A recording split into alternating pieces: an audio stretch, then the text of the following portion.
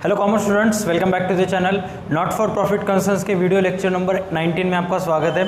आज की इस वीडियो में हम आपके न्यू सिलेबस में का इलस्ट्रेशन नंबर 16 सॉल्व करने वाले। एकदम बेसिक सा प्रॉब्लम है, एकदम इजी प्रॉब्लम है, बहुत हार्ड कुछ भी नहीं है। इसी प्रॉब्लम की बात कर रहा था मैं कि जो न्यू सिलेबस इन्होंने आपको दिया है उसमें जो हार्ड टफ प्रॉब्लम है इन्होंने पहले दिया है, जो इजी प्रॉब्लम्स है वो लास्ट में दिया। अगर ये प्रॉब्लम पहले दिया होता तो स्टूडेंट्स का थोड़ा सा कॉन्फिडेंस बढ़ जाता। एनीवे हम ये भी प्रॉब्लम में हम सॉल्व करते हैं। आपको क्या बोला है, the following is the receipts and payments account of young pensioners association Leh Ladakh जो गांव है उसमें से सिर्फ लेह का दिया है। Young pensioners association Leh for the year 31 March 2020। Current year का आपको रिसिप्ट्स एंड पेमेंट्स अकाउंट के इस्तेमाल कर with the help of receipts and payment account you are required to prepare income and expenditure account for year ended 31 March 2020। Sir balance sheet का क्या होगा? Balance sheet आपको prepare नहीं करने की है, सिर्फ इनकम एंड एक्सपेंडिचर अकाउंट आपको प्रिपेयर करने का है। नेक्स्ट क्वेश्चन, सर ये प्रॉब्लम एग्जाम में आएगा क्या? ये प्रॉब्लम एग्जाम में नहीं आएगा, ऐसे प्रॉब्लम्स एग्जाम में नहीं आते हैं। सिर्फ आपको प्रैक्टिस के लिए आपको चैप्टर ईजी जाए इसलिए ये देते हैं, बाकी इसमें कुछ नहीं है। मैक्सिमम स्कूल कॉलेजेस में तो प्रॉब्लम सिखाते भी नहीं है, स्टूडेंट को ऐसे होमवर्क दे देते, फिर भी हम इसके ऊपर थोड़ा सा टाइम दे के प्रॉब्लम करेंगे। प्रॉब्लम करते समय आपको क्या करना पड़ेगा, इनकम एंड एक्सपेंडिचर अकाउंट तो आप प्रिपेयर करोगे, एज अ वर्किंग नोट एक आप करंट ईयर की बैलेंस शीट भी प्रिपेयर कीजिए। जो भी एडजस्टमेंट इनकम और एक्सपेंडिचर के फर्स्ट पोस्टिंग के अलावा जिसकी दूसरी पोस्टिंग बैलेंस शीट में जाएगी, सिर्फ उसकी पोस्टिंग करके रख दीजिए। बैलेंस शीट टोटल वगैरह मत कीजिए, सिर्फ पोस्टिंग करके रख दीजिए। आपकी प्रैक्टिस भी हो जाएगी और प्रॉब्लम थोड़ा सा कंप्लीट भी हो जाएगा। ठीक है, फर्स्ट एडजस्टमेंट आपको क्या दिया है, outstanding subscription for current year 7000। आपको करंट ईयर कौन सा दिया है, 19 और 20 का टोटल सब्सक्रिप्शन आपने कितना रिसीव किया, 83,000। तो 83,000 आपको इनकम में लिखना पड़ेगा, उसमें 7,000 ऐड दूसरी पोस्टिंग बैलेंस शीट के एसेट साइड में, अगर आप बैलेंस शीट प्रिपेयर करते होंगे तो। नेक्स्ट सब्सक्रिप्शन जो लास्ट ईयर का दिया हुआ है 5,000, उसकी पोस्टिंग कहीं पर भी नहीं होगी अनलेस इफ आपको लास्ट ईयर की बैलेंस शीट या लास्ट ईयर का आउटस्टैंडिंग सब्सक्रिप्शन दिया हुआ होगा और वो सब्सक्रिप्शन आपने लास्ट ईयर का जितना सब्सक्रिप्शन आपने रिसीव किया है उसमें से लास्ट ईयर का आउटस्टैंडिंग ज़्यादा होगा तो ही उसकी दूसरी पोस्टिंग होगी। नेक्स्ट आपको दिया हुआ है सब्सक्रिप्शन रिसीव्ड इन एडवांस 2020 और 2021 का 2000, जिसकी पोस्टिंग आपको बैलेंस शीट की लायबिलिटीज में करनी पड़ेगी as a subscription received in advance. आपको सिर्फ इनकम एंड एक्सपेंडिचर अकाउंट निकालना है एज अ वर्किंग नोट, इस प्रॉब्लम की हम बैलेंस शीट प्रिपेयर करें। ठीक है, नेक्स्ट आपको बोला है furniture was purchased on 1 October 2019 and it is depreciated by 20%। अब फर्नीचर की जो भी पोस्टिंग होती है वो हम आम प्रॉब्लम में क्या करते हैं, रेगुलर प्रॉब्लम में कि बैलेंस शीट के एसेट्स में लेके उसमें से डीपी चार्ज करते हैं। अब इसमें तो बैलेंस शीट नहीं निकालने का बोला है, लेकिन हमने बैलेंस शीट प्रिपेयर करी है तो बैलेंस शीट के एसेट साइड में जाके फर्नीचर लिख दीजिए। फर्नीचर की अमाउंट है 50,000 जो हमने ड्यूरिंग द ईयर 1 अक्टूबर को परचेस किया था। 50,000 के ऊपर 10% 6 मंथ का डीपी निकलेगा कितना, 2,500, उसमें से लेस करके एक्सपेंडिचर साइड को 2,500 की पोस्टिंग कर दो।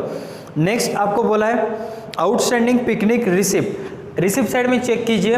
जो पेंशनर्स क्लब थे उन्होंने during the year picnic planning की थी और उस पिकनिक के जरिए उन्होंने कितना रुपए कलेक्ट किया है, 10,000। रिसिप्ट साइड में चेक कीजिए, पिकनिक रिसिप्ट 10,000 बोला है, उस पिकनिक रिसिप्ट के 10,000 तो ड्यूरिंग द ईयर उन्होंने रिसीव किए और उस पिकनिक रिसिप्ट के 7,500 स्टिल उस क्लब को आना बाकी है। तो 10,000 की पोस्टिंग इनकम में जाएगी, इनकम में 7,500 क्या होगा ऐड, 7,500 की दूसरी पोस्टिंग एसेट। नेक्स्ट आपको बोला है स्टॉक ऑफ स्टेशनरी। हम बहुत बार एडजस्टमेंट कर चुके हैं, जब भी स्टॉक ऑफ स्टेशनरी का ओपनिंग या क्लोजिंग अमाउंट दिया रहता है तब वो आपसे एक्सपेक्टेड करते हैं कि stock of stationery consume during the year के आप अमाउंट निकालें। प्रॉब्लम में चेक कीजिए, स्टॉक ऑफ स्टेशनरी की ओपनिंग अमाउंट है 350, तो वो पोस्टिंग जाएगी एक्सपेंडिचर में as opening stock of stationery. Payment side में चेक कीजिए, ड्यूरिंग द ईयर उन्होंने कितना रुपये उसके ऊपर एक्सपेंस किया है, 8,000, opening 350, during the year 8000, total कितना हुआ 8350। उस 8350 में से कितना रुपए का stock at the end of year बचा है 1700। 8350 एक्सपेंडिचर में लिख के वहां से आपको 1700 रुपये लेस करना पड़ेगा। 1700 की पोस्टिंग जाएगी बैलेंस शीट के एसेट साइड में as a closing stock of stationery. 8350 में से 1700 रुपये लेस करोगे तो आपको stock consume during the year की अमाउंट मिलेगी 6650। नेक्स्ट आपको बोला है 50% legacies and full amount of donation are to be capitalize. अब 50% लेगेसीज की अमाउंट प्रॉब्लम में दिए 40,000। 40,000 आप इनकम में लिखोगे, उसमें से 50% यानी कि 20,000 लेस करके 20,000 की पोस्टिंग कहाँ पे बैलेंस शीट की लायबिलिटी साइड में ट्रांसफर कर दोगे। नेक्स्ट आपको बोला है डोनेशन फुल अमाउंट, डोनेशन को जितना भी पैसा होगा पूरा का पूरा कहाँ पे जाएगा liabilities. As a working note अगर आप लायबिलिटीज निकालोगे तो प्रॉब्लम करने में और समझने में ईजी जाएगा, भले ही आपको बुक्स में बोला है कि सिर्फ income and expenditure account prepare करना क्या, ठीक है। आई रिपीट, ये प्रॉब्लम्स एग्जाम में नहीं आते, लेकिन इस प्रॉब्लम के जो एडजस्टमेंट है वो एग्जाम में आएंगे। पेमेंट साइड से हम पोस्टिंग करने के लिए स्टार्ट करेंगे। सबसे पहले पेमेंट में दिया हुआ है स्टेशनरी जो ऑलरेडी हो गया, postage, picnic expenses, salary, annual gathering meeting expenses, travelling expenses, rent, charity, sundry expenses. जितने भी एक्सपेंसेस अब तक अभी मैंने रीड आउट किए वो सारे के सारे जाएंगे एक्सपेंडिचर साइड में।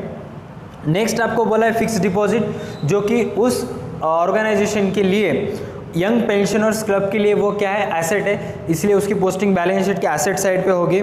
फर्नीचर ऑलरेडी हमने डीईपी निकाल के उसकी पोस्टिंग एक्सपेंडिचर में कर दिया। बैलेंस सीडी होगा 7000, उसकी पोस्टिंग जाएगी एसेट में।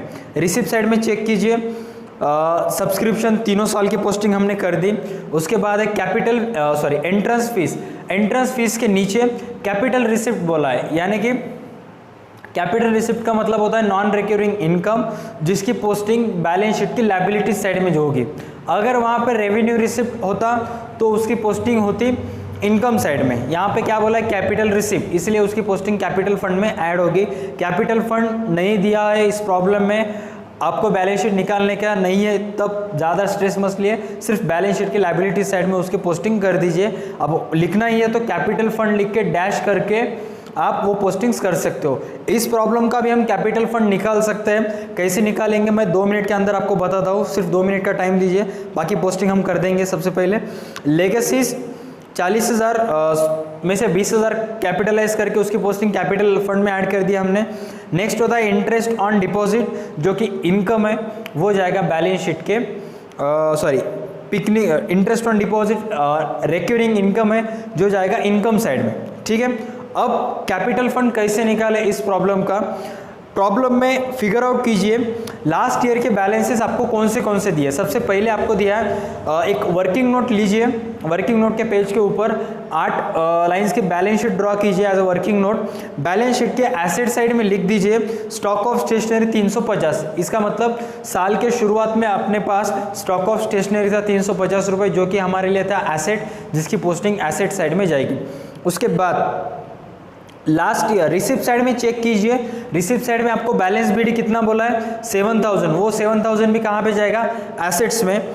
उसके बाद बोला है आपको लास्ट ईयर का सब्सक्रिप्शन जो आपने रिसीव किया 5000, वो रिसीव किया मतलब लास्ट ईयर के लिए वो अमाउंट क्या थी आउटस्टैंडिंग, इसलिए वो 5000 भी जाएंगे लास्ट ईयर बैलेंस शीट के एसेट साइड में।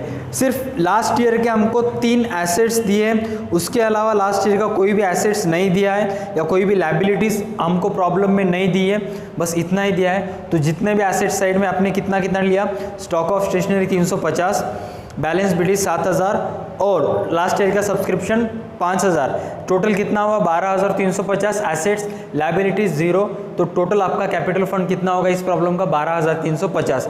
कैपिटल फंड लिख दीजिए बैलेंस शीट की लायबिलिटी साइड में।